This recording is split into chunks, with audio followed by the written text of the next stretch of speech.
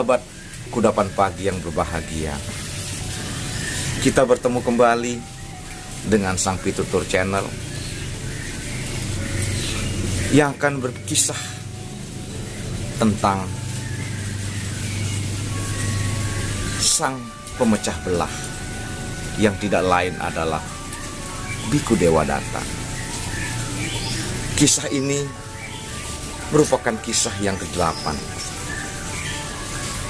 yang merupakan rangkaian dari kisah universal dalam kehidupan sebagai penguat religi atau kudapan pagi.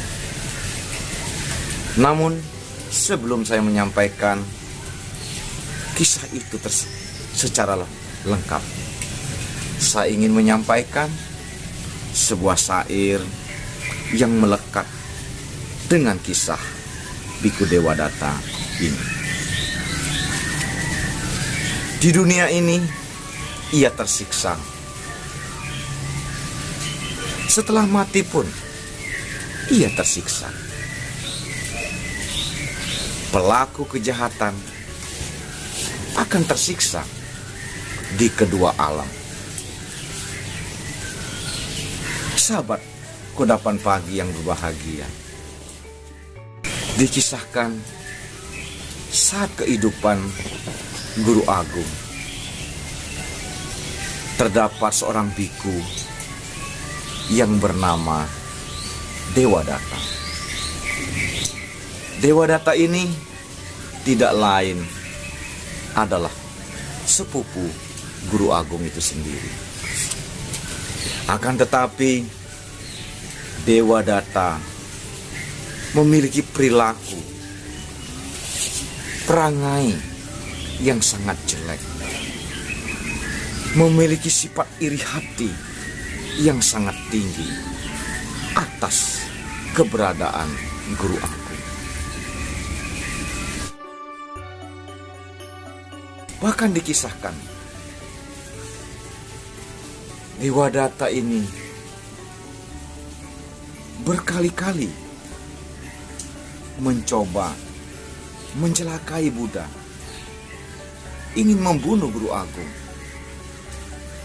Akan tetapi semua usaha untuk menyingkirkan Guru Agung tidaklah pernah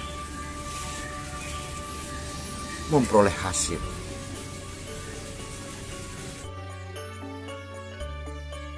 Suatu ketika, atas kepiawaian Dewadatta ini, dia menghasut siswa-siswa Buddha yang merupakan komunitas para biku saat itu. Dihasutnya agar mau tidak lagi patuh kepada Guru Agung. Atas kepiawaiannya itu, Dewadatta pun berhasil mempengaruhi beberapa biku untuk dia bawa pergi ke tempat Dewadatta berada.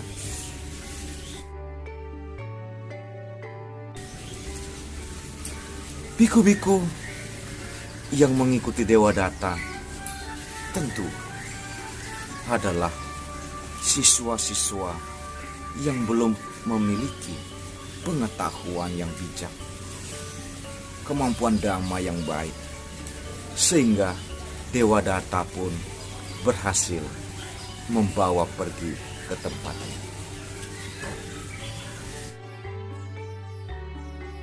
Mengetahui beberapa biku berhasil dibujuk, dihasut oleh Dewadatta, maka Guru Agung saat itu mengutus Biku Sariputta dan juga Mahamoggallana untuk segera datang menemui para biku yang dibawa oleh Dewadatta. Suatu ketika Sariputta dan Mahamoggallana sampai ke tempat kediaman Dewadatta dan segenap biku-bikunya. Biku Dewadatta sangat gembira ketika melihat kehadiran dari Biku Sariputra dan juga Mahamogalana. Terlintas dalam pikiran Biku Dewadatta bahwa Biku Sariputra dan Mahamogalana yang sangat terkenal akan kebijaksanaannya akan mengikuti jejaknya, tinggal bersama-sama dengan Dewadatta dan segenap biku yang lain yang sempat dipengaruhi oleh Dewadatta. Saat itu Dewadatta mempersilahkan Biku Sariputra dan juga Mahamogalana untuk berada di tempatnya, menemui biku-biku yang lain. Ketika itu juga, semakin malam, Dewadatta memberikan khotbah tentang Dhamma kepada para biku-biku yang lain yang berhasil dia bawa. Akan tetapi, mengingat malam semakin larut, Dewadatta pun mulai mengantuk dan kecapean. Atas kondisi itu, lalu Dewadatta mempersilahkan atau meminta agar Biku Sariputra dan juga Biku Mahamogalana untuk dapat menggantikan dirinya melanjutkan khotbah Dhamma untuk para biku-biku yang lain. Atas kesempatan yang diberikan itu, lalu Biku Sariputra dan juga Mahamogalana memanfaatkan kondisi itu dengan sangat baik. Lalu mereka berdua ini secara bergantian memberikan bimbingan, memberikan nasihat kepada para biku yang telah diajak, dihasut dan dipengaruhi oleh Dewadatta tersebut. Lalu setelah Biku Sariputra dan juga Mahamogalana memberikan nasihat kepada para biku yang lain pun menyadari atas kekeliruannya. Saat itu Biku Sariputra dan Mahamogalana pun berpamitan meninggalkan wihara tempat kediaman Biku Dewadatta. Mengetahui bahwa para biku yang telah berhasil dihasut oleh Dewadatta kembali berpikiran normal, kembali berpikiran baik dan menyadari atas kekeliruannya. Lalu biku-biku tersebut mengikuti Biku Sariputra dan Mahamogalana untuk menuju ke Jetawana, tempat kediaman Buddha. Atas keadaan tersebut, Biku Dewadatta sakit hati, marah, benci atas apa yang terjadi. Dengan kebenciannya yang teramat kepada Guru Agung, saat itu juga Biku Dewadatta sakit, lalu batuk dan muntah darah. Saat Dewadatta muntah darah itu, ia meminta kepada para biku yang masih ada yang mengikuti jejaknya untuk segera mengantarkan Dewa Data menemui Guru Agung. Mengingat kondisi Dewa Data yang sangat parah, dengan sakit yang begitu parah, maka biku-biku yang lain pun menyiapkan tandu untuk membawa Dewa Data pergi ke wihara Jetawana Wisawati.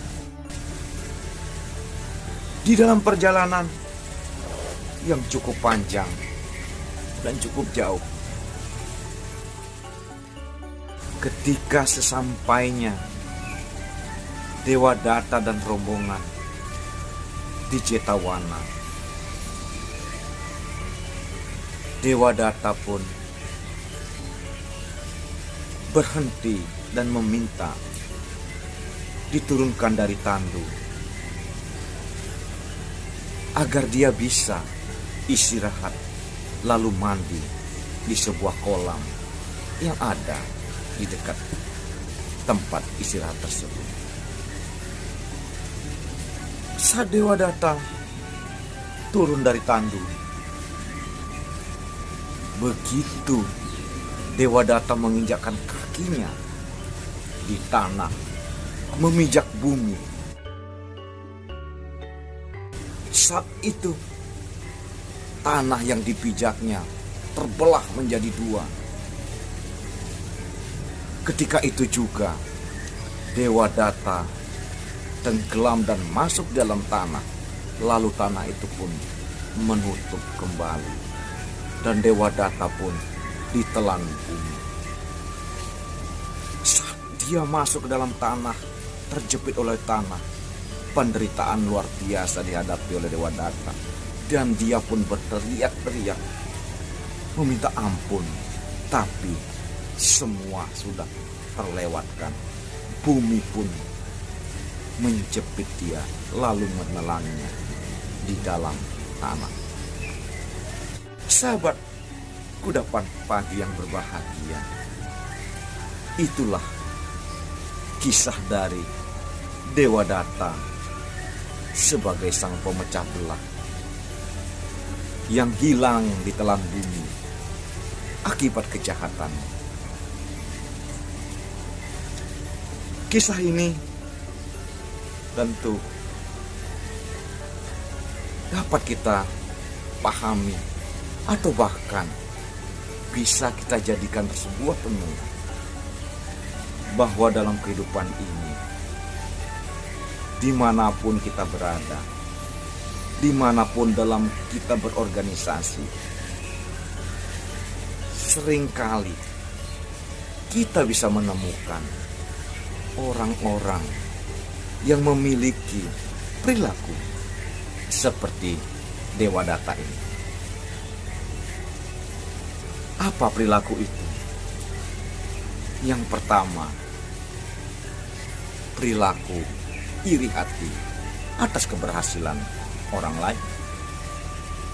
Yang kedua, sifat ingin menguasai. Yang ketiga, sifat menghasut dan memecah belah.